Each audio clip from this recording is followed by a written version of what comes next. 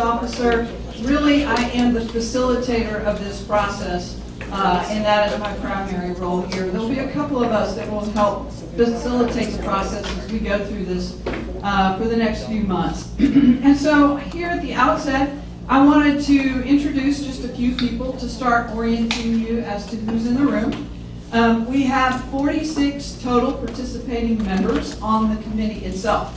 There are more than 46 people in the room. And some of the participants are not here tonight, but we have other folks in the back of the room that are going to be here either as guests or maybe here as an administrative resource. So when we get to a specific area and you have a question about an area that I can't answer, that's exactly why they're here. So they'll be up and about during different discussions to kind of help hear your conversations, bring questions to me, and so forth.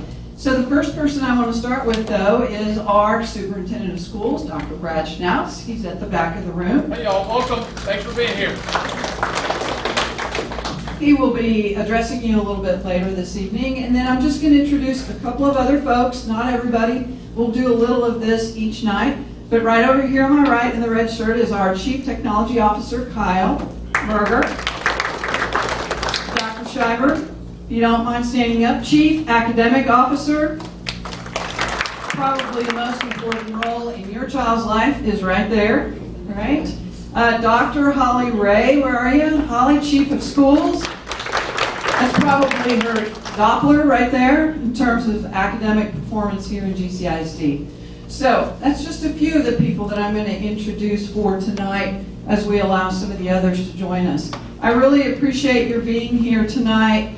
It's kind of interesting. I will tell you that in 2015, when we had a similar group assemble, it was a dark, rainy, stormy night. And at that time, we'd had a few of those, and we were done with the water. We would give anything for that right now today. I hope this is not a sign of what the meetings will be like. I will tell you that in that year, there was a lot of rain. Almost every night that we met, there was a rainstorm, and we were coming in trying to dry ourselves off and make sure our papers weren't wet, those kinds of things. So I hope this is not a sign of things to come. So one other person I'm going to introduce to you for tonight is Leslie Weaver. She is with Huckabee & Associates. She's going to be my co-partner tonight. Huckabee is the architectural firm that the district hired to assist with the bond planning process. And so she is going to be a co-facilitator with me as we go through this process. She's the Director of Communications for Huckabee & Associates. Very glad that she's here, and she is going to kick us off with the first activity. Welcome, Leslie. Thank you, Paula. Well, it is a pleasure to be here with you tonight, and I did love all the energy. So I want to talk through a couple of meeting norms. So the very first one is presentations and activities will begin at 6. We were really close to that. I know Paula, she is normally we're at 6 o'clock, but there was such good conversation. There's so many of you here who bring such an important voice to this process. For those of you who have maybe served on committees in the past, you know how important it is to have varying perspectives from the community. And I think that's what's represented here today. But we want to talk about what our meetings, what you kind of can expect, and how we want to make sure that we're how we want to all follow kind of some of these rules. Simple things like keep our phones on silent, right? We're expected to attend each meeting because information is going to build from one meeting to the next. Now, of course, emergencies happen, things come up. One time on the way to one of these meetings, I was in a really bad car wreck, didn't make it to the meeting, so things happen. We understand that. But if at all possible, if your schedule allows, please make this a priority. Please make this commitment. There were a lot of people who self-nominated to be on this committee and were not selected because we didn't, have the space to invite everyone of you. So your voice is important and being here is important. Also, we will always have a parking lot. So you see this white paper back here on this wall. If you've never used a parking lot before, the idea is if you have thoughts, notes, questions, especially about something that's maybe not on the agenda or that we're not talking about right at that moment, take some of the Post-it notes that are on your table, jot that down, and leave it on the parking lot. And we will always make sure that we come back to those parking lot comments and questions and get those answered for you. So that's going to be a norm. Every single meeting, you're going to see a parking lot up there. So really, we've kind of started with 4 pretty easy ones. We're going to start at 6. Please attend every meeting. We've got the parking lot. Keep phones and devices on silent. But the other thing we want to talk about is what it means to be a valued committee member. It's going to be important that when we're in here, we're respecting each other's opinions, that we're valuing the voice that everybody brings to the table. We're giving everybody a chance to speak. So I want to take 3 minutes, I'll set a timer, give you guys 3 minutes to talk at your tables about what it means to be a valuable committee member. So when you're on this committee, how can you bring value? How will you add to this committee and to this process? And for really the future of GCISD and the students and staff of GCISD. Okay? 3 minutes. How can you serve as a valued committee member? All right, here we go.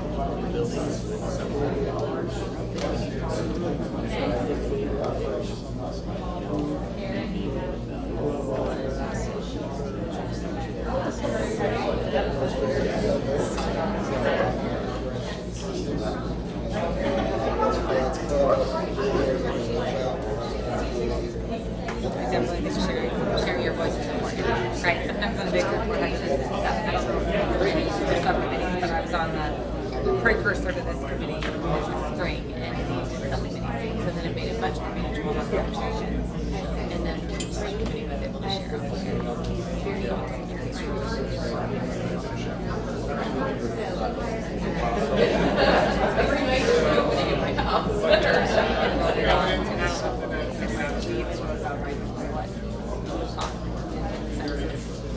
So like we had to come up with a number of like 60% consensus or 75% consensus.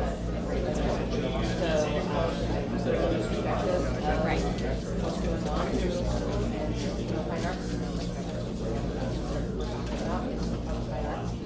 I'm in the school so we can bring information from what we see on a daily basis. Needs that we may see that community members may not know. We're in the trenches. We have to be, that's a great conversation. Okay, so yeah, you see like some of the needs. 1 minute. Higher up. Yeah. Kara, where are you? Just a parent. Where are you? Who's that?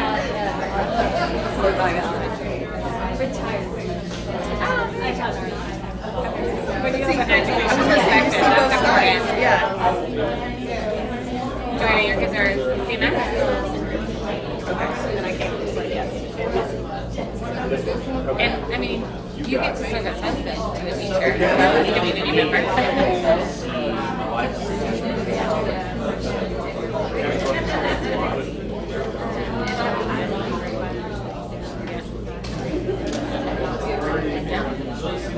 15 seconds.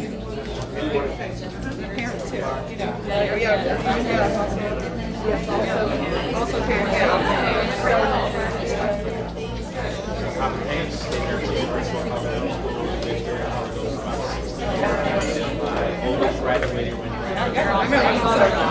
Okay, time is up. All right, at this time, I'm going to call on a couple of tables.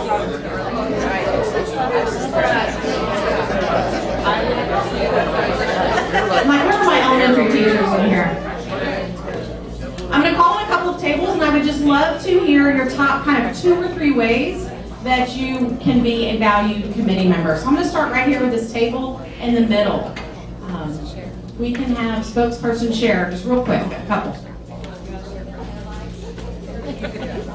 Okay, so we put providing insight to daily operations.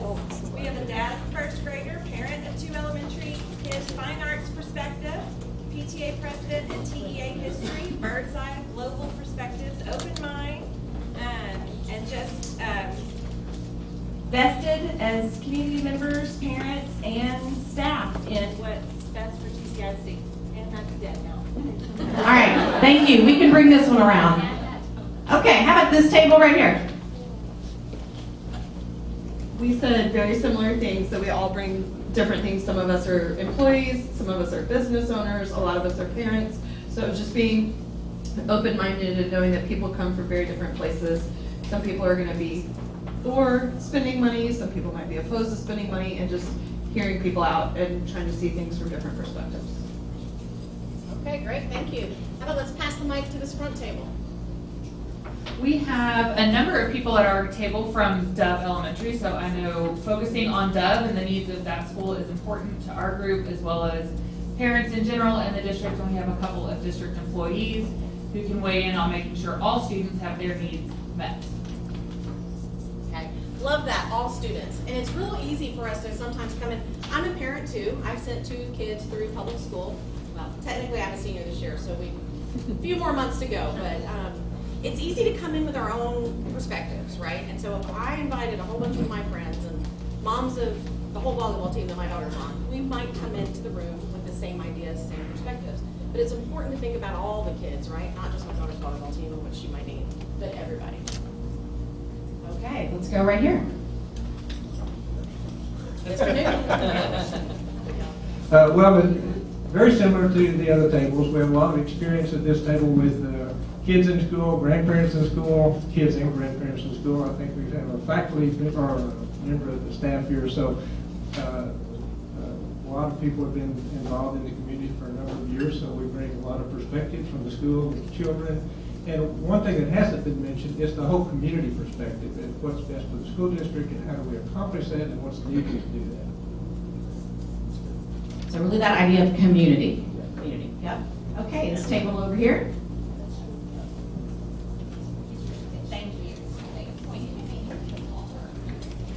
We felt that different perspectives are important, no personal agendas. We felt that we should always be looking at the good of the community and look at the district as a whole. We also feel we should attend meetings and be pleasant. That was important, be pleasant. We want to make sure we're always seeking clarity and asking questions, coming in with no presuppositions about things. We also believe that people in the community should probably not be communicating, whether it's on social media or other places, about our thoughts or news that might be coming out of the bond committee. We feel that the district, those who are in charge of communication, should be in charge of the communication. Okay, thank you. So I heard be pleasant. We got some giggles, but that's important, right? We're all here because we care about GCISD. You care about your home, you care about your community, you care about your home values, you care about the taxes you pay, you care about kids, you care about staff. So let's be pleasant as we work together. Love that. Okay, next table.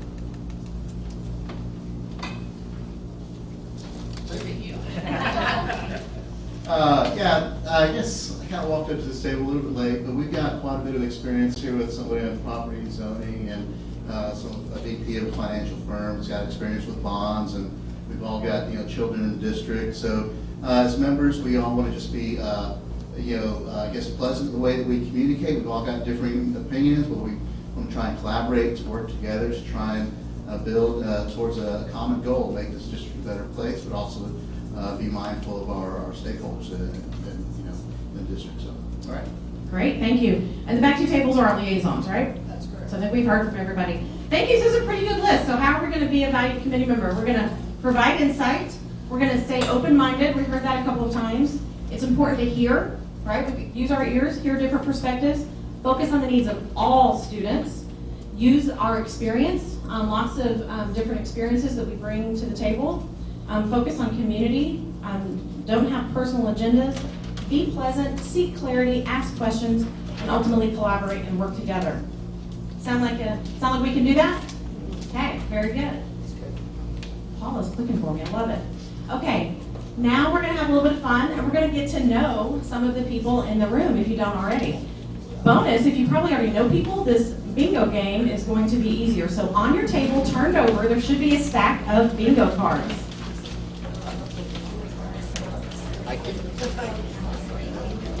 If for some reason there's not enough, like maybe that table's a little bit larger, we can borrow and send some around.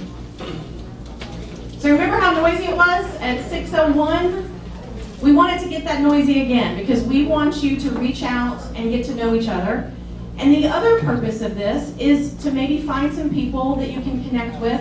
So in case you do have to miss a meeting, you're going to get a phone number or an email address or maybe their social media handle so that you can reach out to someone after if you miss a meeting to collaborate on. Or if you do need to seek clarification or ask questions from another committee member, you're going to have their contact information. So what we're going to ask you to do is to take your bingo card, walk around the room, and the first person who fills out 6 squares, so you're going to write down their name and contact information in the boxes, is going to win a prize that I will bring at meeting 2 because I definitely left it. Now that I'm saying that out loud, it is not in my pocket, but I will have it for you at meeting 2. That's why you got to come back. There will be a prize at meeting 2 if you win. Okay. Any questions about the rules of bingo? How many squares do you have to get to yell bingo? 6. First one to 6, yell bingo. Come up here. All right, ready, go. I am. Good. There we go. Okay. Yeah. I have 5 kids.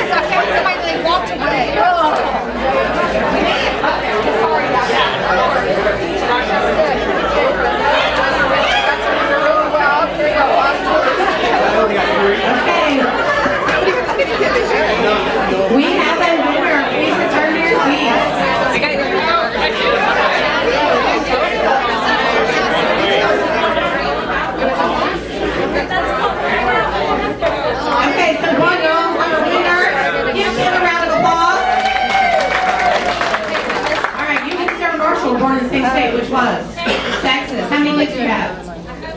All right, so you and Aaron have the same number of kids. Congratulations, thank you. Say I hope. Oh, Two, just two. And they're GCISD graduates. congratulations.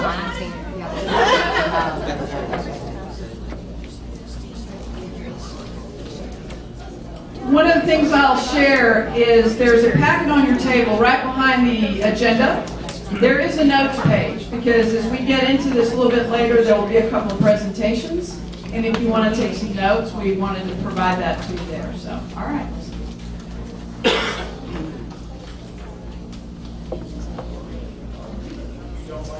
Okay, so that was getting to know you. Now we want to get to know GCISD a little bit. On your tables turned over, there is a QR code. We are going to try to pull it up on the screen for you, but we are having a little bit of technical difficulty this evening. So there is a QR code. So if y'all want to share that and scan it, if anybody needs help, and it is now also up here. Hopefully that will work for y'all. I want to test it to see.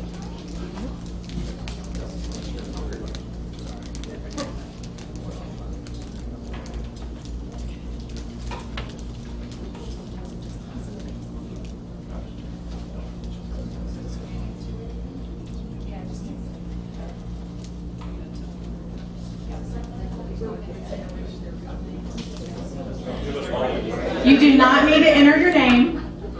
Okay. If you have successfully scanned, you're fine. If you've already put in your name, you're fine. We're never going to look at it. Your responses are anonymous. It's just to have a little bit of fun. Instead of reading a bunch of slides about GCISD, we're going to have fun and see what you know. But only you're going to know if your answers are right or wrong. Is our screen, is it totally frozen? So some of you are already participating. That's awesome. And I see our Chief Technology Officer coming up. I'm hoping to see if he can help us switch over. So the first, please raise your hand if you still need help scanning and getting into the poll. Anybody still needs help? Okay, excellent.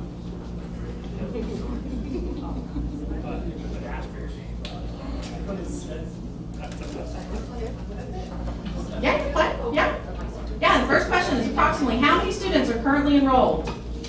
The first option was 12,330, second 13,540, the third was 14,500,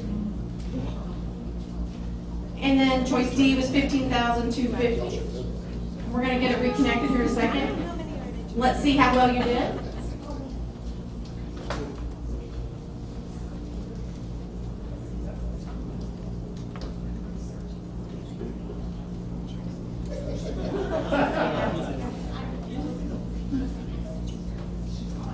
I see y'all, some of y'all are changing your minds.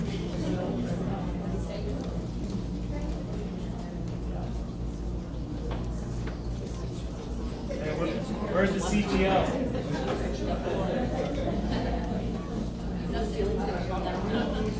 Okay, so up at the top right, you can see that 44 of you have responded, so we're always going to be kind of looking for that number, 45 up there. So the majority of you said answer choice B, and Calvin is going to show you that you are correct. Answer B, 13,540.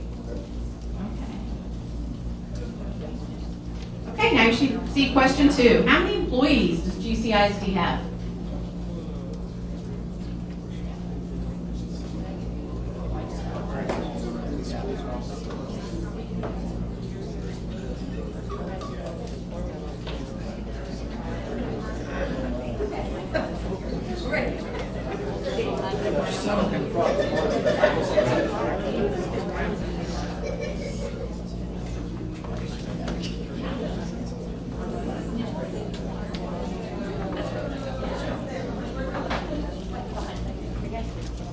Okay, so the correct answer was B, 1,900. They were all here.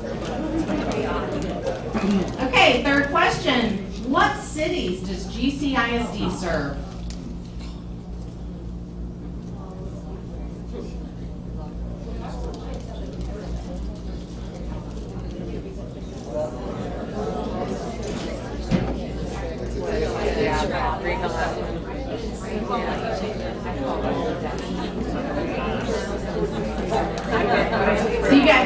You guys picked up on the fact that that was a trick question. The correct answer is D, lots of cities. Students can attend iUniversity Prep from anywhere. Trick question? That's a fact. It's a fact. It's a fact. We have students from all over the state of Texas because of the virtual school. Okay, so now we're going to get into some facility-specific questions. How many facilities does the district operate?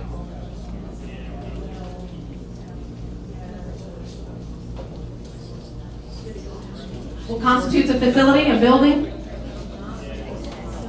That's why we even gave you a range. Some people.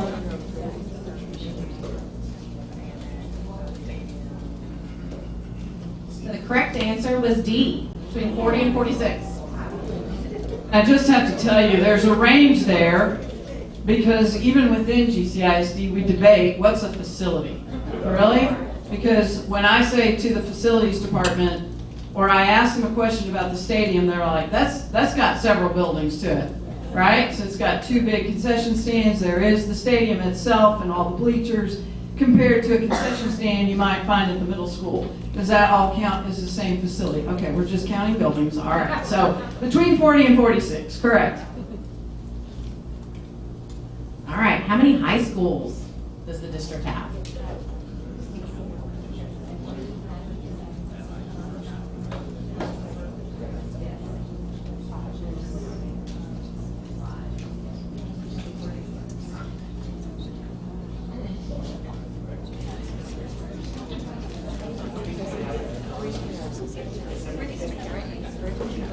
The correct answer is D, 5 high schools. Surprised by that? 5 high schools? Who can list them off? What? Go ahead. Colleyville Heritage High School. All right, so we've got 2 high schools. Bridges and Vista. Bridges and Vista in 1, yes. High University Prep, because it does encompass high school students. Collegiate Academy, awesome. So 5 Very high good. schools in GCISD. All right, what's your best guess? How many total square feet does the district maintain? How many floors are clean, walls are painted, electrical outlets are operational? Just leave me these numbers. Just leave these with this scratch.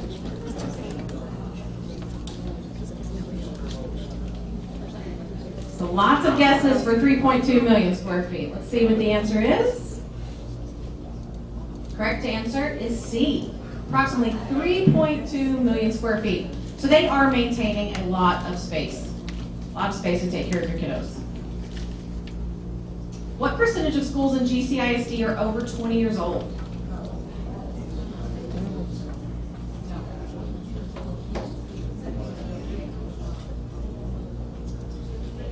Question is, Paulo, does that include rebuilds? I would say, I'm trying to think how to answer that. So if a rebuild has been built in the last 20 years, then it's not more than 20 years old, but it counts as a school.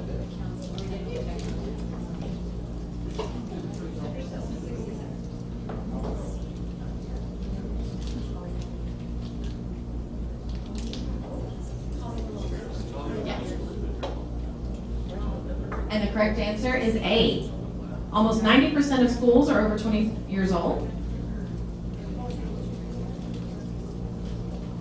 How many are over 45 years old?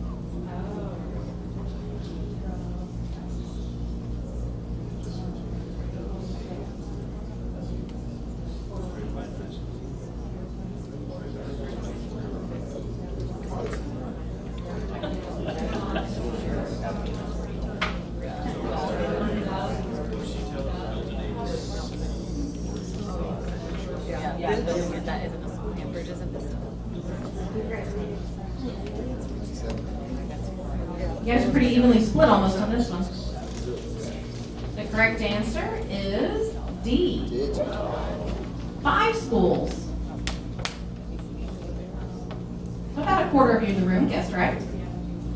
So what's the average age?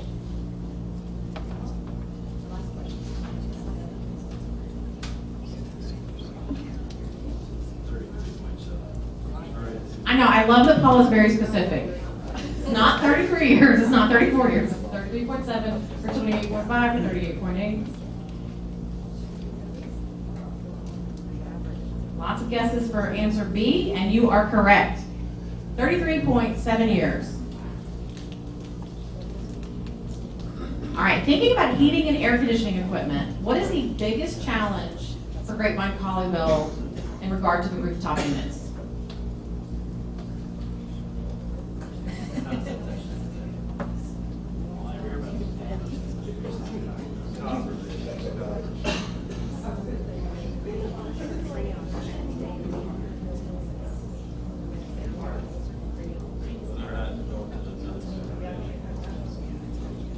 All right, the majority of you were correct. The availability of parts and Freon.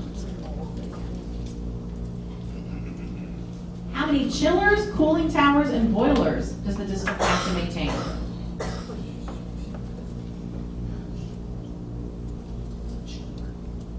There's no discussion. This is exciting stuff, y'all. Remember, you're on the facility committee.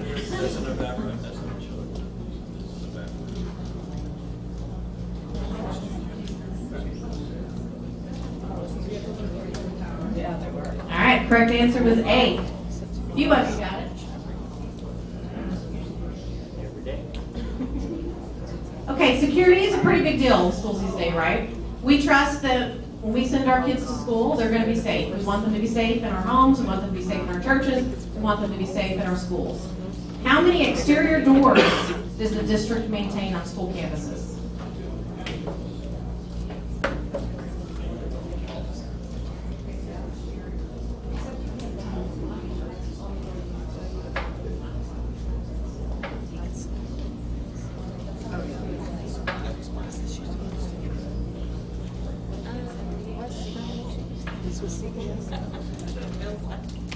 All right, correct answer is 511 exterior doors that we want to make sure are not propped open, that are functioning properly, have the appropriate locks.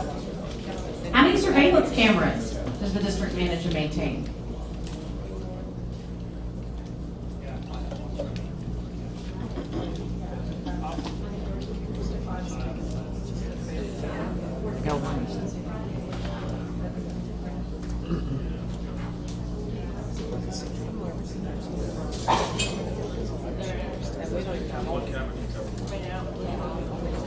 All right, good job. More than half of you got the correct answer, 774.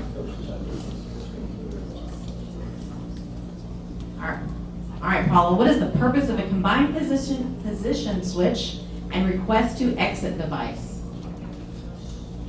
Got a few options there.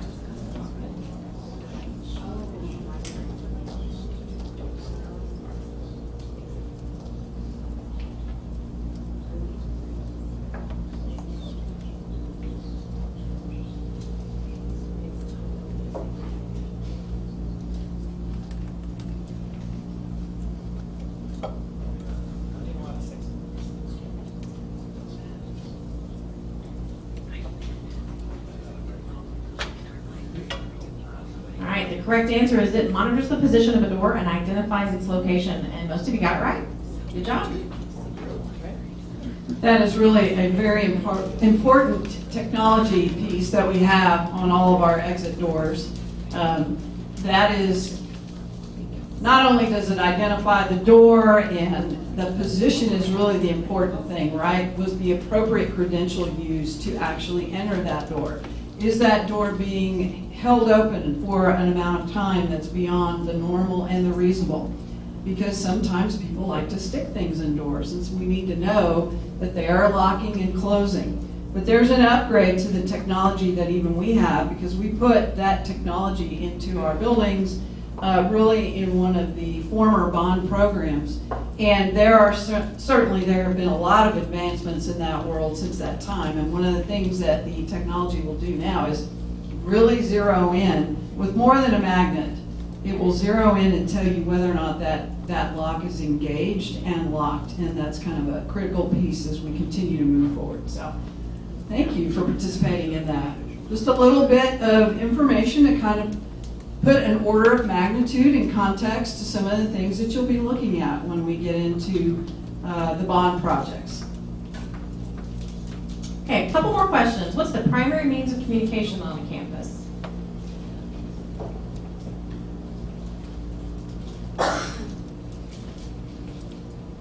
So the correct answer is the PA system in the main office.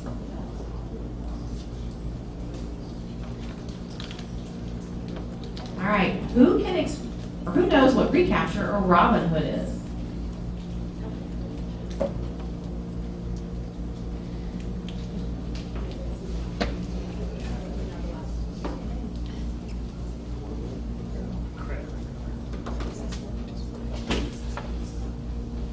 You guys knew this one. 95% of you got it right. The state system to equalize wealth across school districts. Right. We're not going to sit here and have that argument, but some would argue that it doesn't really work. But that is what the system we have right now. So, does GCISD receive any funding from recapture, and if so, how much?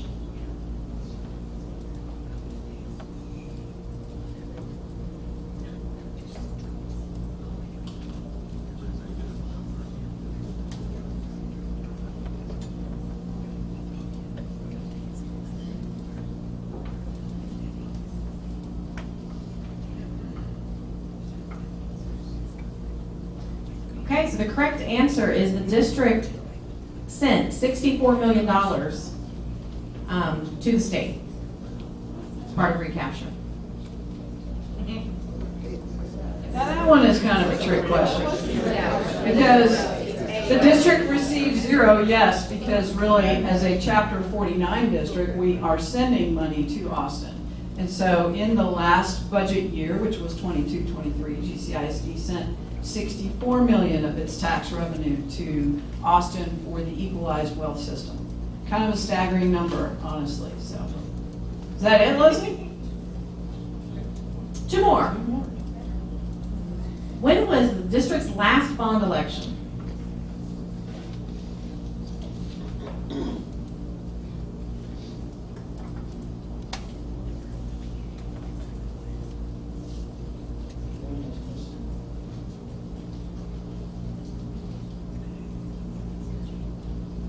Most of you got this one right. Correct answer is A, 2016. And the final question of getting to know a little bit more about GCISD, how long has Dr. Schnauz been superintendent of Grapevine Colleyville? Since 2017, since 2018, since January of this year, or since March of this year?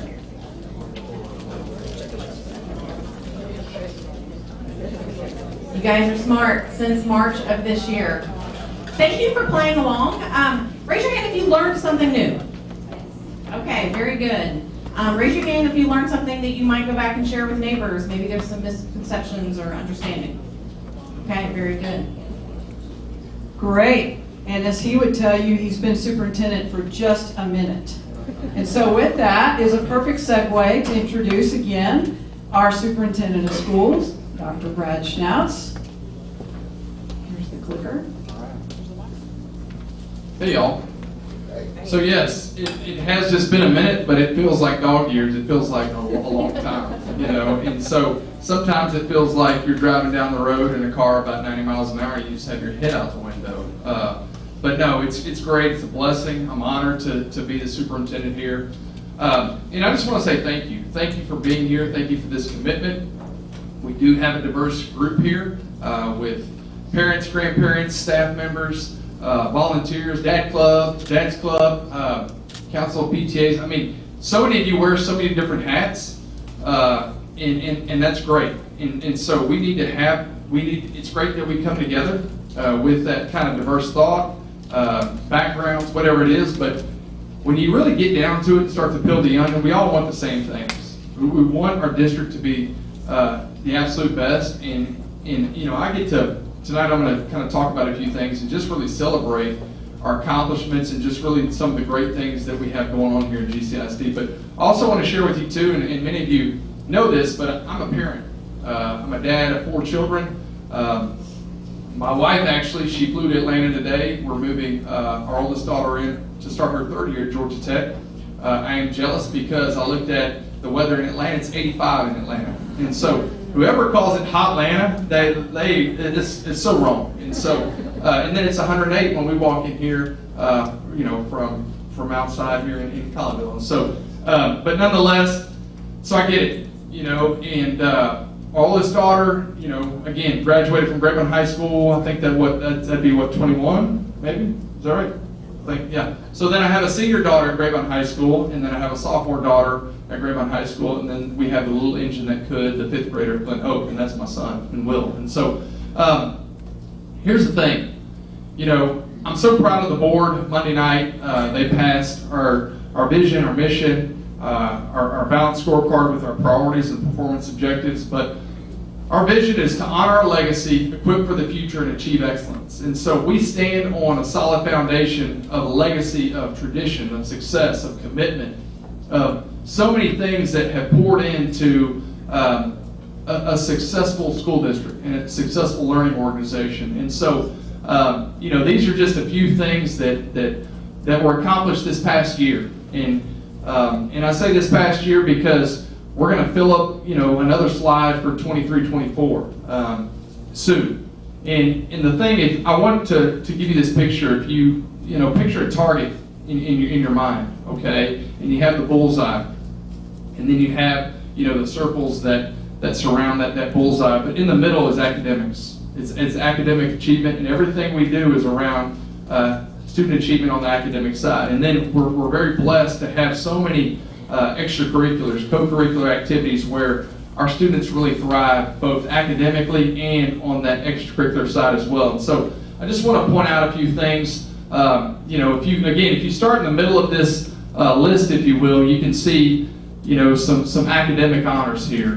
Whether it's College Board, they thrive with their AP courses, or National Merit Scholarship Program on the committed, or even our semifinalists. Esports, man, Kyle and his team have built up our esports program. We're winning state championships like crazy. You can see here, right here, we have our UIL math academics team right here that won state. We have a Skills USA student that we were able to recognize. They did an amazing job at state. This right here is Caden. Caden, he's a 5th grader now. And I know Caden because Caden's in my son's grade at Glen Hope. But Caden was the area spelling bee champion last year. And Caden, when I say the area spelling bee champion, Caden was a 4th grader, and he beat out 8th graders in GCISD, in Carroll, and I think in Killer as well. And so that's pretty remarkable, right? And I know that because my son is also one of his classmates, and he didn't come close to competing with Caden. But we have some amazing robotics students here. Right here is our boys cross country. They won their 3rd cross country state championship, consecutive cross country state championship last year. Coach Miller and his staff do an amazing job. Right here we had Colorado Heritage, who won their first volleyball state championship, and then we had the girls, Grapevine High School girls soccer down here in the corner. But then with fine arts, our kids go off and they compete at the highest level in fine arts. We're just very blessed to have our students achieve at such a high level, and really everything they do, and I tell people, when next week we start, anybody here have a gold card, GCISD gold card? Okay, well, you need to come next week. You need to, if you're 65 or older, okay, come to one of our gold card presentations, and you get a card that gets you into all of our events for free. You and a spouse, buddy, whomever it may be. But I tell that audience when I give those presentations, we have little pseudo professionals. Like, our kids are professionals, whether it's theater arts, fine arts, athletics, you name it. They're special, right? And so part of that is because we have amazing staff as well, right? And here with us, Dr. A. Where's Dr. A? There he is. Dr. A was one of the national finalists for Principal of the Year last year. He was in the top 3. Blessed to have him leading Colorado Middle. Kyle Berger just got back for the National Cybersecurity Summit. Was it last week you were in the White House, Kyle? Yes, sir. So about a week and a half ago, Kyle comes to me and he says, "Hey, I've got to go to the White House." And I'm like, "What are you talking about? Get out of here, man." No, seriously, I got an email, an invite from Joe Biden to go to the White House for the Cybersecurity Summit, and I said, "Well, is it spam? Is somebody trying to play a trick?"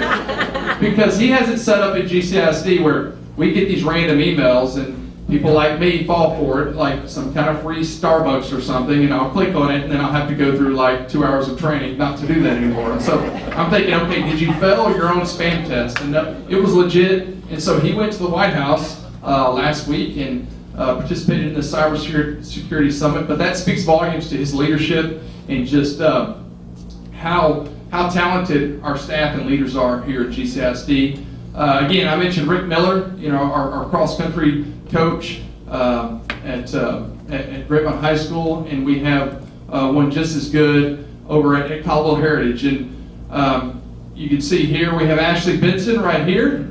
Ashley, I was just with her and Pat Garay. We were at the Teacher of the Year banquet a couple weeks ago over in Keller, and she won. She got one of the essay award winners for that banquet, and so she's right there showing off her award. Cherry Palmer right here, Presidential Award. She's one of our University Prep teachers.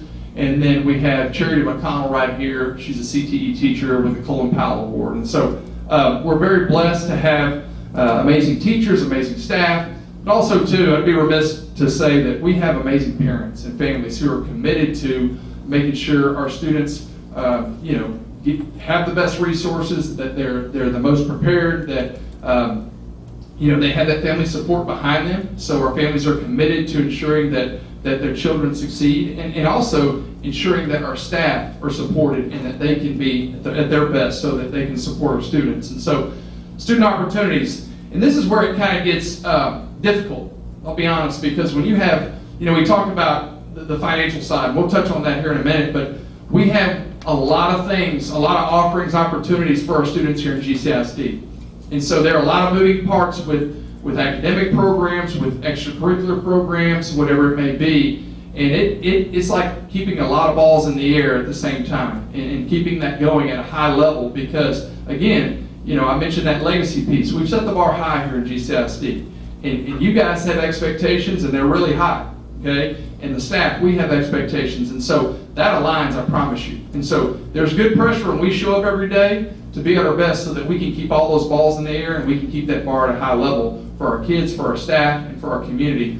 But these are just a few of the student opportunities that we have in our TECC, which is right there on the Grapevine High School campus. That's our CTE center, basically, where we offer 11 cluster areas of courses. And those of you that have had children or have had children or grandchildren that have participated in courses at the TECC, they'll tell you that's probably some of the most engaged learning that takes place, where they have hands-on learning. It's life applicable skills that they're learning. But it's just stuff that they're passionate about, right? And some people, unfortunately, I was a math teacher, and so they're not as passionate about Algebra 2 or geometry. But you go over here to the TECC, and man, it's happening, and they're on fire. We talked about our Collegiate Academy. That's our partnership with Tarrant County College, where our kids, they're going to high school, they're going working simultaneously to attain a high school diploma, but they're also working towards their associate's degree. And so when those students graduate, we shake their hand and give them a high school diploma, and they're 2 years through college already, right? Free of charge, okay? And so that's a big deal. And Bobby Knutz and her team do an amazing job for our Collegiate Academy over there. University Prep, we talked about that, and if you're a Texas resident, you're eligible to be a student at University Prep. We have approximately about 1,400 students enrolled right now at University Prep. That's a great revenue generator for us in GCISD. As I mentioned, Aspire Academy, that's our highly gifted academy. It starts at Glen Hope, grades 1 through 5, and then it goes to CTMS for middle school, and then our Aspire Academy continues at Grapevine High School.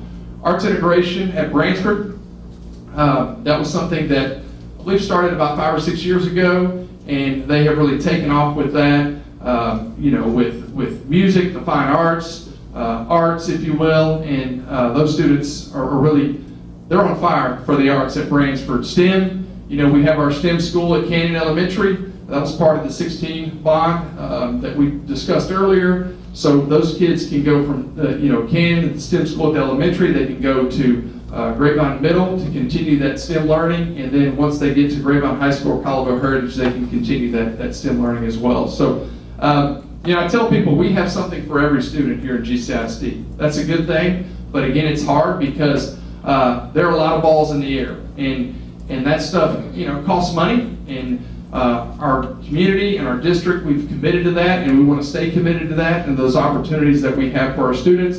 But as I mentioned, we're dealing with finite resources as well on the finance side, okay? And so this is the Bond Advisory Committee, all right? And so you think, why a potential bond? Well, because again, we're constrained with finances, all right? And, you know, Paula mentioned we're property wealthy, okay? And I think most of the room understood and was correct in the fact that, yes, we're giving back, or we're about to write a check for $64 million. It goes back to the state, okay? And I think it was maybe somewhere around here, there was kind of a remark made about, you know, that money on wealth equalization, and I agree with I think what the remark was. But so this right here, we most of our funding is from local property value. We're local property tax collections, okay? And so we are funded, about 80% of our revenue is from local property taxes, okay? And so, which comes out to about, it's approximately $168 million, okay? 38% of that is $64 million. So 38% of those property taxes that we're given, okay, from GCISD property owners goes to the state, okay? And I'll just tell you, I'll give my 2 cents. That's not right, all right? You know, I understand the principle and the concept, but the state right now is sitting on a $35 billion surplus, okay?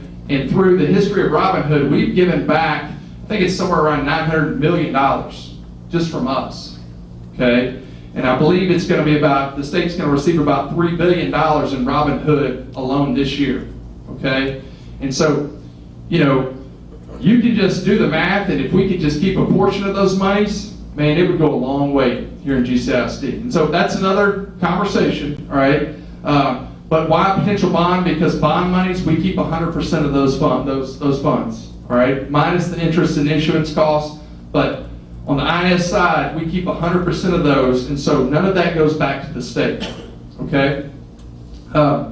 You know, since 2019, the state has not adjusted the per pupil allotment for students, and so you guys know, business owners, your home budget, right? The cost of anything has gone up, right? And continues to go up, all right? But there's been no adjustment for an increase per pupil allotment for our kiddos, okay? And so I spoke to you earlier, there's a high bar here in GCISD. You have expectations, we have expectations. And again, those align, I promise you. We want to maintain a high bar for our students, for our staff, for our community, for all of us, right? But it's getting harder and harder for us to do that, right? As the state continues to squeeze us, right? And so we want to pay our people competitively, all right? And I'm proud of our board for approving the 4% across the board raise, but that's a hard decision to do, all right? When you're dealing with a finite pay structure like this. And then you have inflation, okay? And as you guys, as we'll get into deeper and deeper through our time together this semester, you're going to take a hard look at our facilities and our infrastructure and all the things, and you're going to start to kind of prioritize those needs, if you will. And that's really going to be one of the major responsibilities that you guys, you know, have during our time together. But we have needs here on the facility side with HVAC, with transportation, all the infrastructure that it takes to keep this thing going, to keep all those balls in the air. And that's why, you know, the great thing about that legacy piece too, our community's been great about supporting our bonds and supporting our district and keeping those things going for us. And that's what we're hoping continues, right? But we'll talk about what those needs are on the facility side, on the infrastructure and all that. But I say all this because we're talking about kind of two buckets, and most of you know this, but you have a maintenance and operations, and you have the INS, or the interest in seeking. That INS pays for your debt, okay?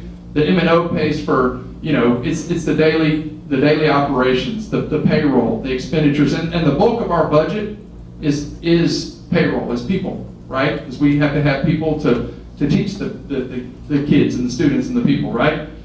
But I'll say all that because in order for us, if the state's not going to pour into and make the adjustments and give us more money on the revenue side, then at some point, there's going to be a possible need for us to go to the voters and ask for some of those monies to where maybe we're going out for that beta, that voter-approved tax rate election, all right, where we're asking for some more pennies to now we can increase that tax rate to where we can go pay our people competitively, right?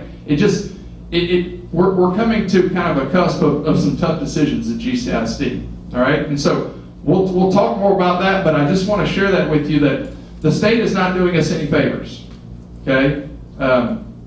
And they continue to not do us any favors. And I want to say this too, and one of those is, the House Bill 3 that was passed recently, where they're requiring SROs to be in school, okay? Well, that's great. I love that we were able to partner with our city entities and work out a deal to make that happen, because it's what our kids deserve, it's what our staff deserves, it's what's right, okay?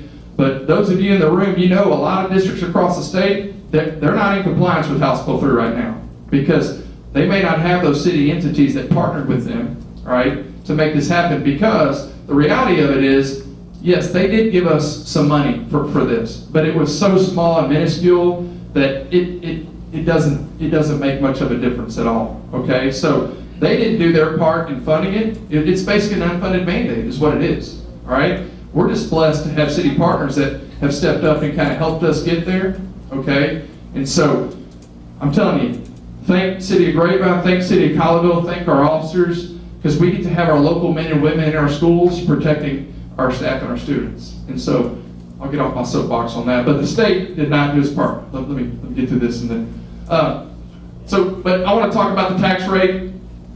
We had the tax rate adoption. I think it's actually coming in September, here in another month. But the one thing and look, I'm a homeowner here in our district, but we realized some compressed savings from the state, okay? And that's good, and because we need that, right? But they just have to figure out a way that, okay, we can do both. We can compress the taxes over here, and we can fund public ed, right? But you can expect about an 18-cent decrease on our tax rate here coming from this legislative piece. The tax exemption, the homeowners, the homestead exemption is what I'm saying, went from $40,000 to $100,000. That's going to bode well for us, and we need that. That's great. And that's on the M&O side, that compression thing, that compression side of things. I will say this too, our board's been great. We had a 14-cent tax rate decrease in 2022. We had the 10-cent on the INS side, okay, where our board really stepped up and decreased that INS rate 10 cent. That 4 cent that you see there on the M&O side, that was again from the state's compression. And so the state has been providing that compression since about 2019. Okay, so they have been making a concerted effort to get that to provide some homeowners that tax relief, which is needed, but also too, again, I think it's also needed. We've got to figure this thing out on the equalization, on providing some relief, especially for the property wealthy districts. It shouldn't be on us to give back the amount of money that we're giving back every year. And so, how many of you are signed up? You receive GCISD information? Good. Okay, that's great. If you're not, these are different platforms, opportunities for you to receive information. We try to pump out information all the time. Okay, weekly. Sometimes you may feel like it's daily, multiple times a day.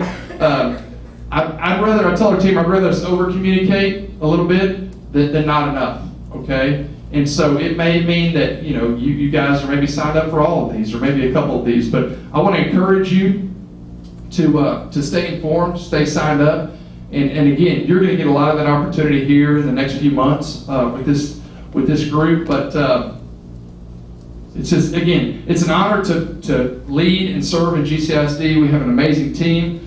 But I love our community. I love our parents, our elected officials, our volunteers. It takes all of us. It takes all of us, And so, again, I appreciate us coming together and working towards this, and hopefully getting to a good spot where we're going out for prospective May 24 voting. So, Paul? Thank you, sir. Can I have the Yep. control? Yep. Just for a moment. Thank you very much. Oh, we need a little bit of energy. It's got very quiet in here. I'm kind of a wanderer when I speak, so I'm going in and around the tables. I'm not spying. It's just what I do, and I can't stop it. It's just what happens. So as soon as Calva can bring that presentation up for me, we'll get going. I don't know if you're like me, but I'm tired of sitting and hearing, and I want to know, okay, well, what is this really going to be about? How are we going to go about doing this? I'm going to talk a little bit about the bond process. But prior to that, I just want to tell you where the district has been. So this committee represents the red bar that's on that chart up there near the bottom, the development of a bond recommendation ultimately. But prior to that, in the last school year, the district went to all of the campus leaders, department leaders, and began talking about the needs of those campuses or those departments. What kinds of things that they feel like they needed to request in terms of a future bond, or better said, a master or long-range facility plan. And then on top of that, the district also hired a third party that basically conducted a visual assessment of the district, in particular for things like roofing, HVAC, looking at the concrete and the sidewalks and all the other pavements, and looking at those conditions and putting that those conditions or those needs onto the list as well. So there was a rather lengthy list that evolved over the course of the year that then went to a long-range planning committee. So committees similar to yours, but with a completely different scope. The sole purpose of that group, although they looked at dollars a little bit, they didn't have the benefit of all of that information. They were really looking at all of the things that had been requested, all the recommended bond projects, and they were asked to basically prioritize those needs. It is to be a tool for you, an additional tool to help you look at, one, how did the campus or department rank it in terms of priority? How did that community group rank it in terms of priority as it's coming forward to me? And then, as I said, we're right there in the middle of basically the bond planning process for the school district. Ultimately, the goal here is to bring something forward to the Board of Trustees. They will be the deciders. We're an advisory body. You are an advisory body to the board. They will make the final decision as to whether or not to call a bond election or to change part of the recommendation. Please understand that. Your role is to provide the best advice you can as representatives of the community, and that's why it's important to have all the stakeholders. And then ultimately, if they choose to call a bond election, and again, we're kind of aiming for May of '24, it is ultimately up to the taxpayers, the residents, right? So the voters of GCISD will have the opportunity to vote for or against propositions. One thing that has changed since the last time the school district went out for a bond program is legislative requirements for propositions. So I'm going to give you an example. General renovations to school buildings and facilities can be a proposition, kind of all the general things that you would think of. Taking care of flooring, HVAC, roofing, whatever. If you have certain standalone facilities like we do, the swim center, are you familiar with the swim center at GCISD? Okay. That, because of it being an athletic facility, and really a standalone facility at that, it would require to be a separate proposition. So if this committee, for example, recommended some renovations to that facility, it would be its own proposition on the ballot. So you'd have this general renovations for facilities, and then you might have a proposition B for the swim center, and so on. And so you may have seen other school districts recently. There were several of them last May that had bond elections out there. You probably saw different propositions. That's what that's all about. So it's following state law in terms of the creation of those propositions. All right, so this is where we are in the process. When do we get to the real crux of the matter, right? It is very important for us as a district to lay the foundation, to provide that context to you prior to you looking at what's been requested, what the recommended bond projects might be. So you're going to hear about district finances. We're going to get an update on the district's enrollment. That's the demographic report. You're going to get an opportunity to hear from the long-range planning committee, just to understand where they landed in terms of their priorities and why. And then you're going to hear from some of us as department directors to, again, orient you, provide some context to what you're looking at, and just give that full foundation of information that you're going to need when you start weighing into everything. It is really midway through the process of the meetings that we're going to get into the recommendations, that you'll start working together and collaborating and discussing on the various projects and ultimately trying to reach, decisions on what to put forward or not. And then at the final, obviously, it's making decisions by reaching consensus. We're going to talk a little bit about that here soon. And then ultimately, this committee will make the presentation to the board. It will not be me making the presentation to the board. I finally get to sit and listen, which will be really nice for a change, because often I'm presenting to the board. So I look forward to your presentation to the board when you take forward a recommendation. All right, so an overview. As I've mentioned, you're the second of two committees that have looked at all of these things: facility conditions, changes in the learning environment, what are the district's programmatic educational goals, technology needs, thinking about future-proofing, right, the things that we don't even know that are coming at us, safety and security, maintenance and upgrades, the capital needs and priorities from various departments. We're going to look at what is the existing bond debt of the district. It's pretty important to know that. And what is it to what are the costs for financing debt these days, right? Tax rates have certainly changed. Interest rates have changed. Tax rates are changing too, but interest rates, right? So the tax rate and tax rate implications, you're going to hear from the district's financial advisor, who will come and present to you on a couple of scenarios and what that implies for a change in the tax rate in GCISD. And I already mentioned hearing from the Long Range Planning Committee. And a last tool, that's that last bullet, there's just some additional information for you from the community in terms of their perceptions and attitudes related to a bond propositions, and maybe even some very specific projects. So you're going to consider not only facilities, but equipment. We're going to talk about technology as well, and all those other capital items. You're going to consider the various things that we've already talked about, looking at what's in the best interest for all students in GCISD, but also the professionals that are serving your students, right? The teachers, the nurses, the librarians, the principals, all the people that it takes that have that direct hand in instructing and helping students in GCISD. You're here to represent and ultimately assess and prioritize all of the many requests. We know that there are finite dollars too in terms of what can be requested, and there are many more requests on that list than could ever be financed. They were basically providing a priority over the course of what could be 8 or 10 years worth of facility items. And so some of that will be delineated. You'll be able to see that. All right.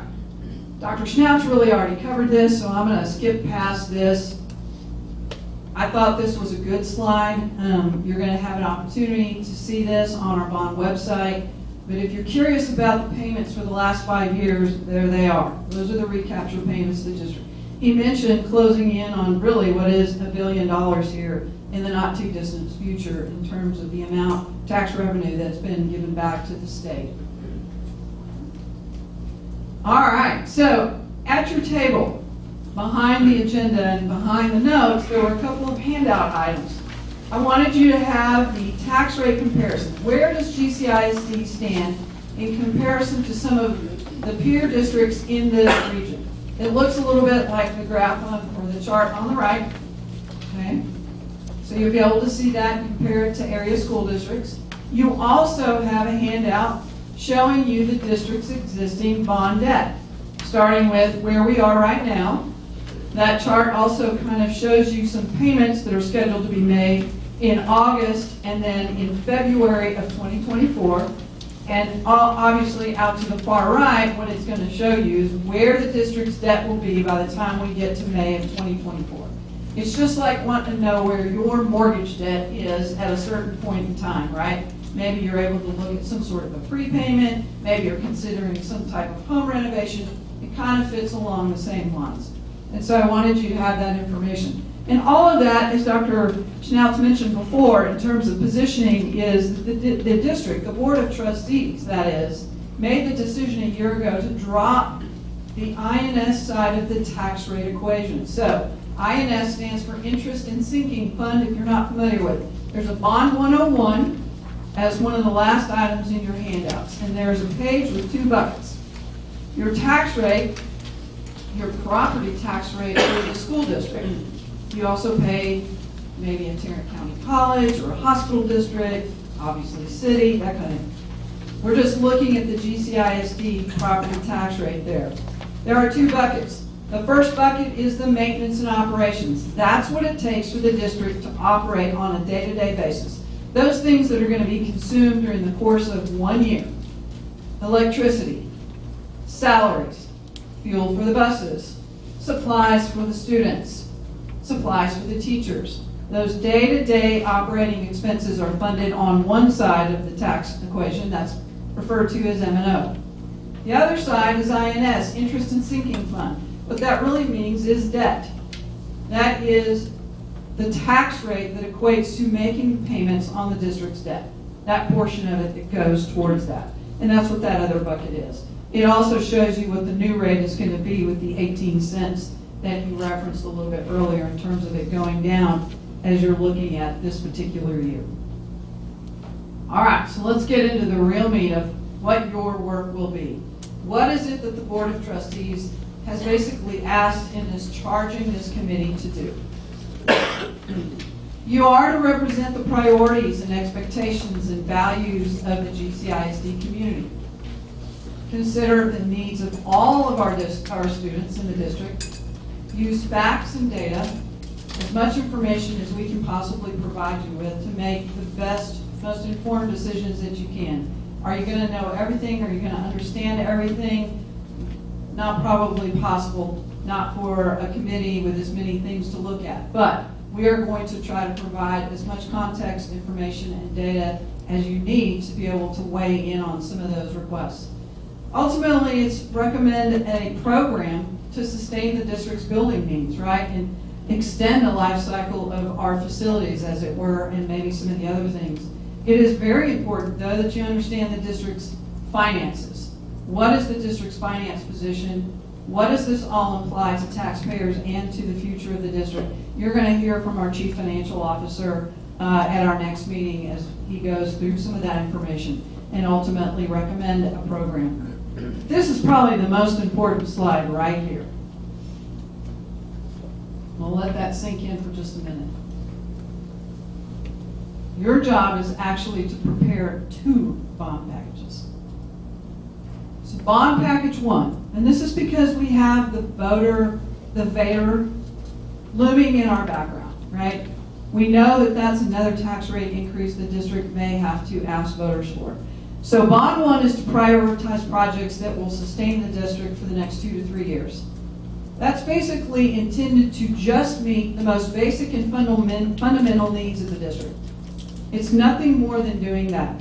It's to ask for that possibly May 24, because the VADR is not too far behind that. That would be 2 tax rate increases that you're asking the community to approve. And bond 2 is where you will look at, again, continuing to sustain the district and maybe advance the district in whatever way you deem that to be appropriate. Advancing the district means a lot of different things to different people. Every committee that we work with has had a different kind of theme or priority in mind. They usually land on about 5 or 6 priorities and then expand from there, but they kind of begin to develop a theme for what they felt was most critical at that given point in time. And so your work is a little bit more than some of the previous committees because it's 2 packages. I think it will be somewhat simple to get to the first bond, which is, again, meeting those most basic and fundamental needs of the district, and then a little bit more interesting and fun to kind of dream a little bit for bond package number 2. Always keeping in mind that this is requesting a tax increase to the community, and that's hard to do. That's a tough pill at times. But at the same time, we know the community is committed to the district's advancement and taking care of students and providing for its needs, and has always come through in the past. And so this, for me, is the most important slide for you in terms of your work, telling you what your work is going to be about. I hope that we'll be able to knock out bond package 1 pretty quickly and then be able to get into bond package number 2. Are there any questions before I kind of move off of that? Yes, ma'am. I assume the board takes the recommendations and then makes their own decisions about what's essentially put on the ballot, or making the package as recommended. Well, I've seen a little bit of both.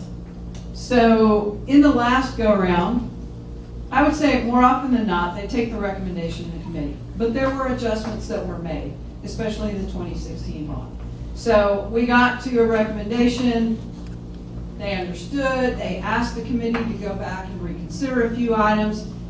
We immediately got the committee, that's kind of the reason we have some meetings going into January, because there's a certain date by which an election has to be called if you're looking at the May date, right? So there's some time for that. So there is that opportunity. Now, they don't want to waste your time, and so they understand it's very valuable. They'll be kept informed of kind of what your work is looking like and where it's leading to. But ultimately, yes, they make the final decision as far as that is concerned. And the timing of it, right, is May 24. When we went to the 2011 bond, it was planned for 2010, and then it was delayed by the board for a year. Yes, sir. With the priorities, is there a zero-sum game where the body either passes and it gets approved or it gets approved? Anything that's in that proposition, depends on what's in your proposition, that's an all or nothing for the proposition. It's either yes or no. But that's part of the reason you might have several propositions depending on what your community is looking at. Can you jump up? In their packet, you gave us a table of tax rates by different school districts and comparing us. I find in my experience was they're not very interested in what their tax bill is. So because property values come into play, you have the same tax rate as your tax bill. Absolutely. And so when applicants do this, I will be asking you that kind of information. If you based on the average property value. That is meeting number 2. I'd like to see the average property value I see, because you're asking. Okay. The other thing, you made a comment on bottom one that would involve no tax. No, I'm sorry if I said that. That was incorrect. Anything would be a tax rate increase. It's just meant to be kind of a basic package, if you will, just meeting those fundamental needs. Would somebody please grab the question that he asked? Because I do know that our financial advisor is going to bring forward the average taxable home value, GCISD, after the exemption change in the law, and be able to tell you what the tax rate bill looks like for that. But if we want to do it by city, thank you, Calva, we'll have him start working on We'll that. also identify which of those districts are recaptured. Yes, we can do that as well. Yes, sir. The recapture, I mean, the wealthy districts send a lot of money away. The state allocates money back to them. So the purpose is to get the M&O and the general fund to kind of equalize the funding to each school. This is really getting a little bit out of my league, but I would tell you that not every district receives the same amount of money per student, which is based on kind of a combination of what your student looks like. So it can be a lot more different than you might think from one district to the other. But if the districts are similar in terms of student population, socioeconomic, et cetera, the funding should be, from the M&O side, should be about close. Be very similar. So everybody has kind of the same amount.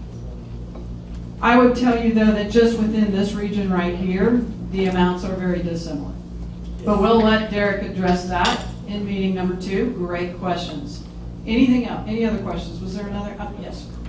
Just one suggestion. I've seen some of the results of the prior committee, and it's beyond. I mean, it's thousands of items, and I'm just wondering if the administration is going to come to us with their priorities for us to work off of those, rather than have to, start from scratch and look at 5,000 items.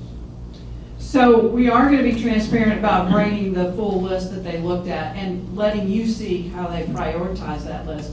I mean, there's very definitely things that rank a 1 that I'm not going to spend a lot of time if I were on the committee looking at what ranked a 1 out of 5. Right, you're going to start looking at, well, what's a 3.5 or beyond, whatever it is that you begin to look at and you even think is feasible. The other thing is that we're looking at each line in isolation. Remember that, as we're looking at the dollars that are going to be put to each line as a budget. That's not really in the end how it will flesh itself out, but it is a place that you have to start. So it will look more expensive than what it can be by the time you really hone in on what a package might include. So there are a lot of variables like that. But yes, in a sense, the administration in its presentations will be providing that context and kind of orienting you, thinking now about the fact that the board has asked the committee to put 2 bond packages together. Again, that last committee, their sole purpose was to look at all of that stuff over a 10-year period and simply provide a rank order to it in terms of their perspective as community members and so forth. Yeah, I know they barred that every one of them. Is it possible for the administration to create like a scattergram of priority number and dollars that would be fall in there? It's a feeling for, and priority goes up, how many dollars are you talking about? Yes, yes. We'll have to pick some points and kind of let you know what that equates to. Again, knowing that each line is kind of assessed in isolation. So, yes, we'll be able to do that.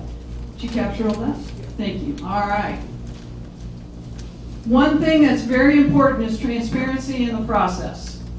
And so we have a bond page or a page on the district website, better said, that is dedicated to this bond process. Everything that goes on, the materials that you receive, the information that you receive will be posted here.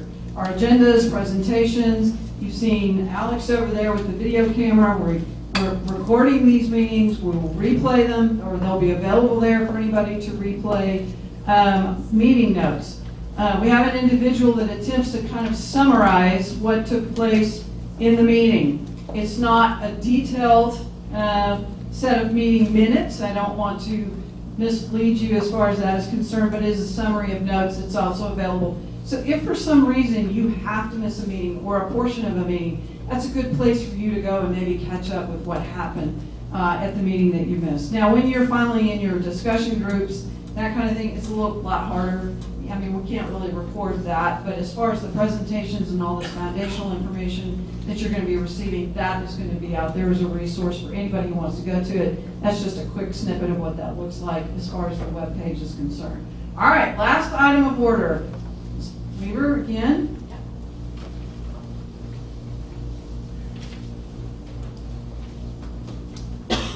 Thank you, ma'am.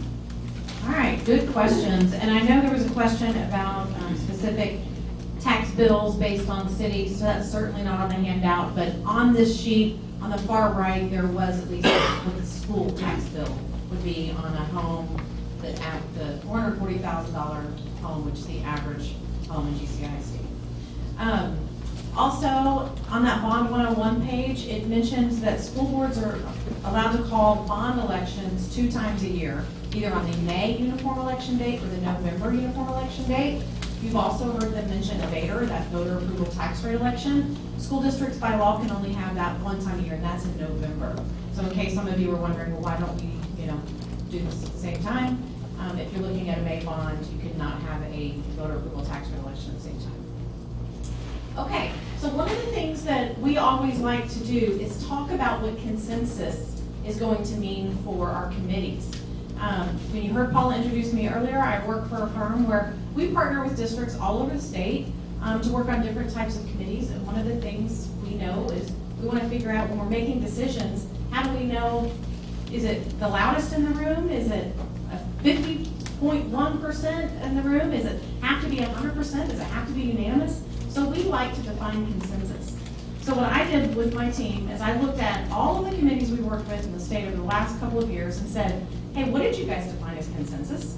And I took all of those numbers. And we had one recently that just said 51%. That's all it takes to win an election. You only need 51%. We've had some as high as 90.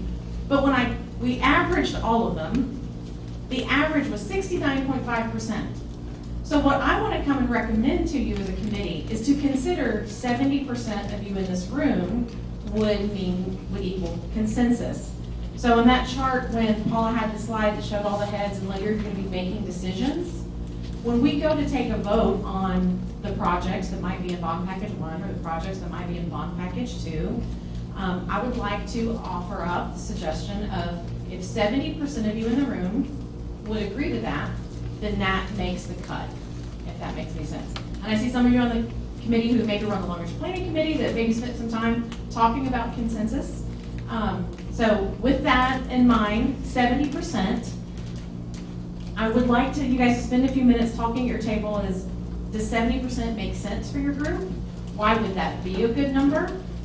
That's a starting place for us. If you feel passionately that it should be higher, we can talk about that. If you feel passionately it should be lower, we can talk about that. But I wanted to throw out 70% as a starting point.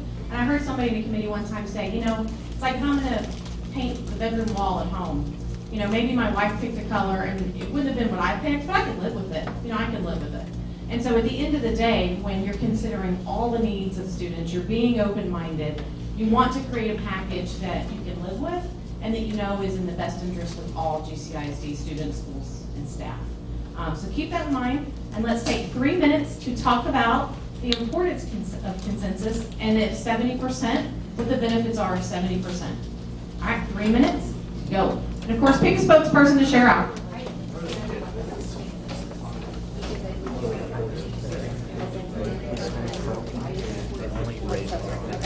That's what I was trying to. Yeah, I was looking.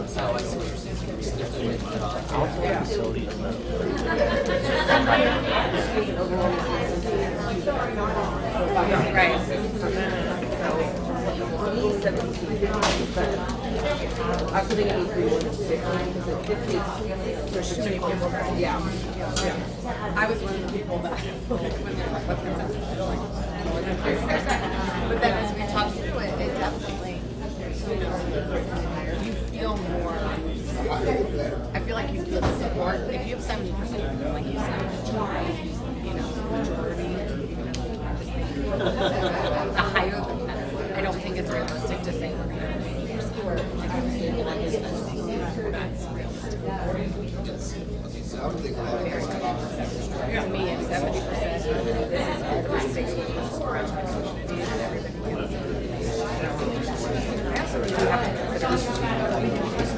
if we're not going to vote, eventually well, I might not. Chances are, I live in somewhere Does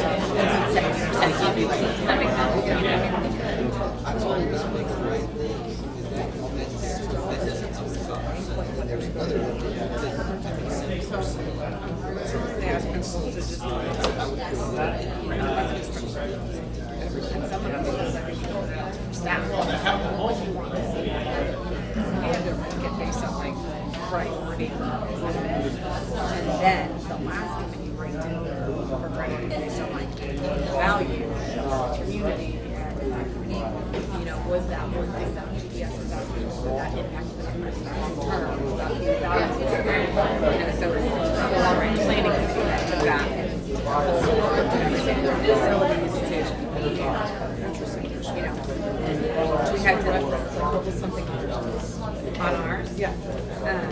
Something I wanted guidance and cameras. Like library. That was actually on the line now because it's so hard to go to the door, but yet you need everybody in the library. But then there's some places that ask for like, new spaces or like they're literally busting at the seams and they don't have rooms, to fit like the number of students that they have. So. 30 seconds.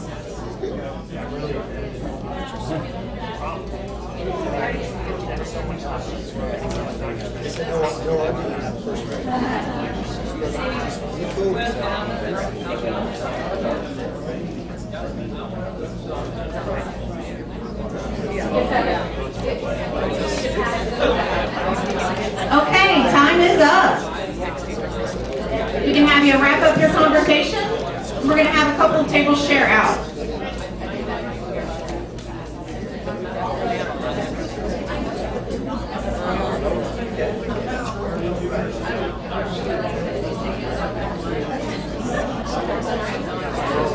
Okay, for this one, we're going to start right up here, right at the front. So your thoughts on 70% and the benefits of having at least 75% as your threshold.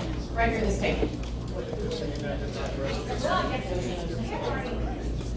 Well, we thought about all of us, if we were in committees or if we had children trying to get 90% together, we felt that that probably may not be achievable, but is it something we could live with, 70-75%? Yes, because that's enough buy-in to agree that some things are important and some things we can, live without. Okay, so you agree with 70% because that would be buy-in from everybody. Okay, thank you. Paul? Well, I heard 70 to 75. Well, she just said 75%, we said 70%. Okay, did I misspeak? Just clarifying. We're happy with 70%. Understood, all right. Thank you. We're pleasant with it, we're pleasant. Very good. Thank you. Okay, next table, behind them, Paul. Right here. Our concern at our table was around members of the bond committee that are voting that don't actually live in the district, right? And so we think that the consensus number should take into account people that are taxpayers in the district, should ultimately have to have a level of consensus. That way those people that are actually paying the tax bills, opinions or not, district are weighted less than someone who's not ultimately going to foot the bill. Okay, what would your number be for those who are only residents of GCISD? I think we talked about 70%. 70, okay. Okay. Question? So by that, you mean we're not considering people that are working in the district Yeah, that's correct. Yeah, so then it has to be a 70% consensus across taxpayers in the district. So what about employees who are taxpayers? They would be included, okay. Just those that are not residents. All right, where am I going next? Appreciate it. We will go in a little circle, so we'll come back here. Oh, no. Center. We good? Right here, this table in the middle.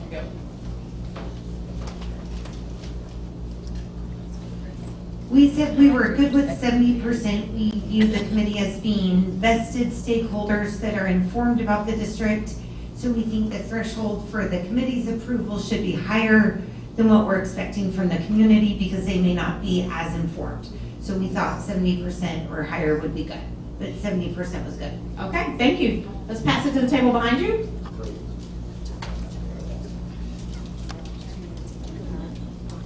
I think ultimately we landed on 70% sounding reasonable. We said that we were never going to probably have everyone, but that there might be pieces that each of us had, when you're thinking of the bond as a whole, every single person could get something that was of interest to them, even if we all couldn't land on, every single item. So we felt like 70% was reasonable. Okay, thank you. Paula, we'll just go to this table right here where you are. Okay. Yeah, I think we agreed that 70% of the committee-ish, like 46 of us, so if, it's 31 instead of 32, I don't feel like we should be splitting hairs over that sort of stuff. Onto the taxpayer item, everyone here is a stakeholder in the district, whether they currently pay GCISD taxes or not. So I think it should be 70%. We think it should be 70% of the committee here. The folks that are employees of the district, they are still stakeholders in this, and they have a unique perspective, and that should matter for us doing this. And then when you look at it from a taxpayer point of view, the taxpayers are going to be able to vote on this in the actual election, whereas some of those teachers that are employees of the district, that maybe have kids here, but are not part of the tax base in and of itself, their opinion still matters, and they're here for a reason, and we're chosen to be here for a reason. So that's what we're at on that. Thank you, appreciate your perspective. Another 70%. And one of the things I'll do, bring to the next meeting is kind of how the committee is, the makeup of the committee in terms of residents and non-residents. We had a similar discussion to that table over there where we talked about how many were taxpayers and non-taxpayers. I don't know, George was saying, Paula, there was about 15 non-taxpayers. If that's true, that's 32% of the committee. And so I think this table recommended 70% of taxpayers, and I think we generally fall into that. But the emphasis should be on the taxpayers when the consensus comes. Okay, appreciate that perspective. And like Paula said, she will get the numbers to see if that number is actually true or not. So what it sounds like is you guys were comfortable with the 70%. So what we'll do, and this will kind of give us some practice for future meetings when we're voting on projects, we will now take an individual vote. So we kind of heard collectively, you got a chance to talk at your tables, and then as an individual, you're going to get to vote. So it's going to be that same QR code if your phone still happens to have it up. Yes, sir. So Paula, were my numbers correct? 15% of the committee is not taxpayers? I think it's A couple less, but hang on, I may have it with me. So my question is, what is that?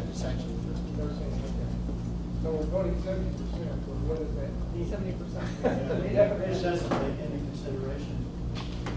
Two tables that had different definitions than some of the other things. That's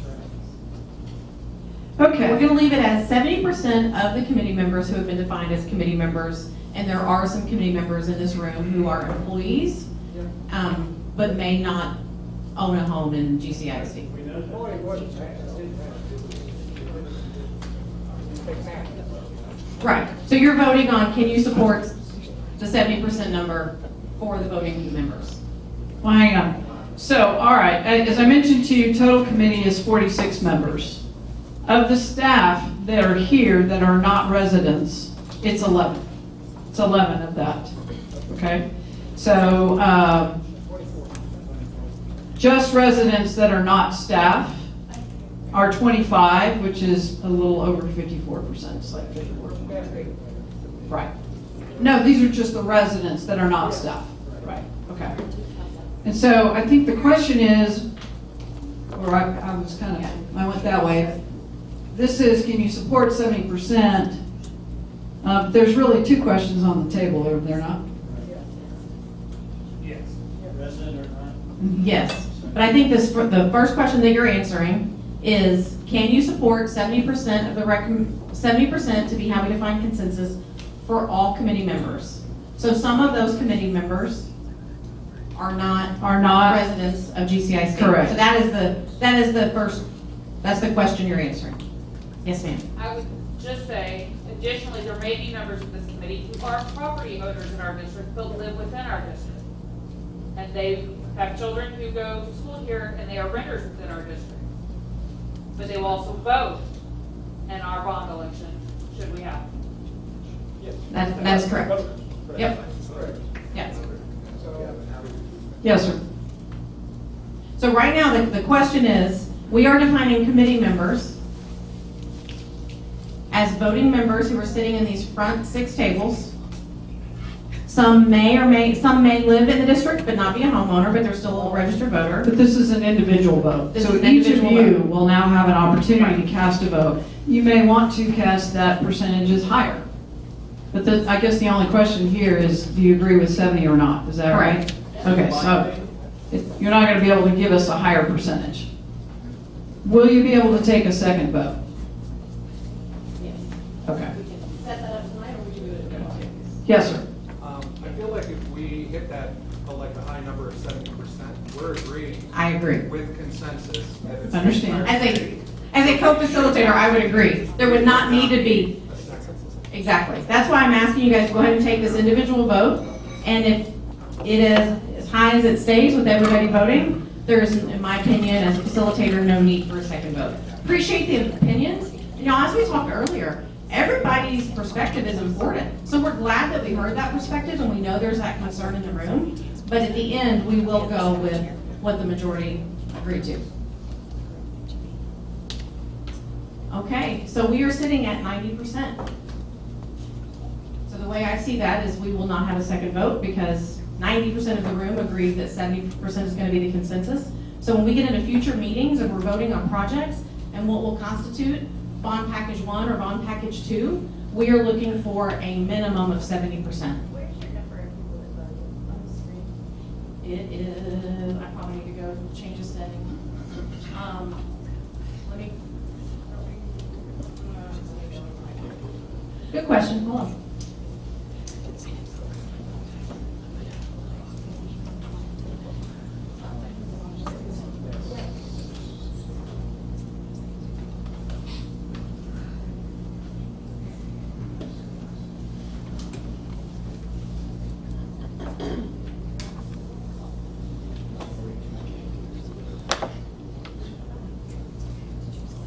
We've had 39 vote.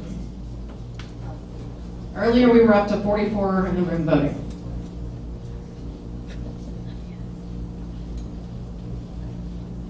So if you have not yet voted, please vote. And or if you need help. Okay.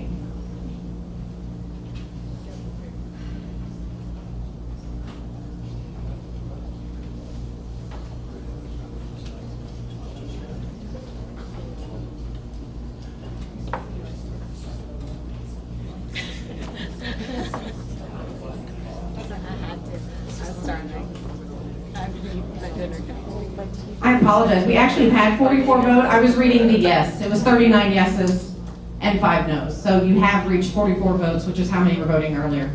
Good question. Thank you, Angela. So with that, I think we have defined consensus will be 70%. I know we've got at least one more piece of information before we send you about your evening. Right, I think the last there is a preference form among the papers that you had behind your agenda. Again, I think that's to let us know via the QR code. Is he able to submit? Okay. To let us know if you have a preference when it's time to kind of get into the list of recommendations. If you have a preference on receiving that as a PDF via email, or if you would prefer to receive, a hard copy of it.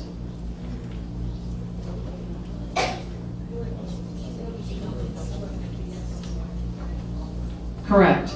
Yes. Well, either way, if you would prefer a hard copy, we're happy to do that as well.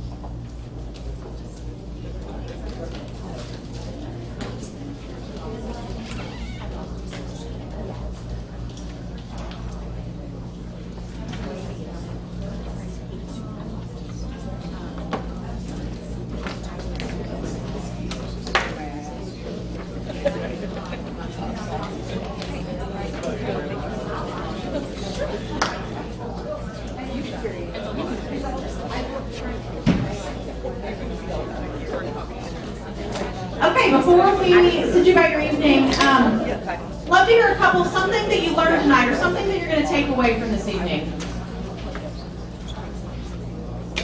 Robin Hood, right? Robin Hood. It's a big hit, isn't it? Any other takeaways from tonight? You guys have some exciting work ahead of you. Again, everybody being here is important. Appreciate the different perspectives. That is going to be very valuable as we go through this process. Thank everybody for being respectful, being attentive, being a part of the process and participating tonight. Thank you, Dr. Schnauz, for a presentation on all the accolades of GCISD. There's a lot to be proud of in the school district, a lot to be proud of. Paul? And it is 7:45, y'all. Well done. Thank you so much. I appreciate your participation and being here. I wish you a great rest of the evening, and I look forward to seeing you. I believe it's on August the 31st.